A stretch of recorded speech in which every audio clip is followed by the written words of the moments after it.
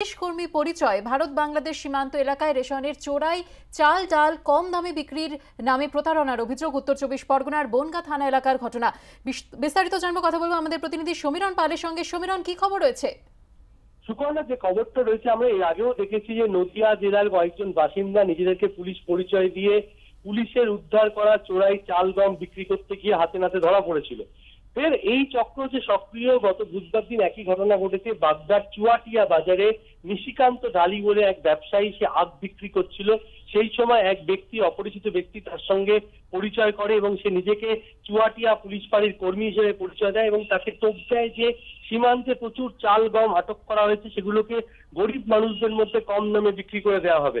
তাকে লোভ দেখানো হয়, সে যদি কম দামে কিনে নেয় সে অনেক মুনাফা লাভ করতে পারবে। সেই মতো তাকে বলা হয় যে বনগাঁ থানার কাছাকাছি একটা জায়গায় আসতে বলা হয় বুধবার দুপুরে।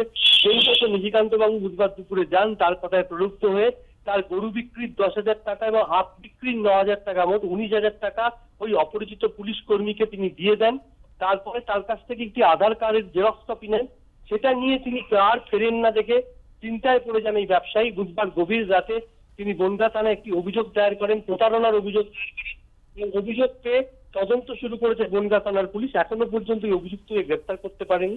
তবে এর আগে আমরা দেখেছি একই চক্র সীমান্তবর্তী বনগাঁ, বাগদা, গাইঘাট এলাকায় সক্রিয় এবং কয়েকজন গ্রেপ্তারও হয়েছিল। সেই চক্রের কেউ কিনা তা খতিয়ে দেখছে পুলিশ।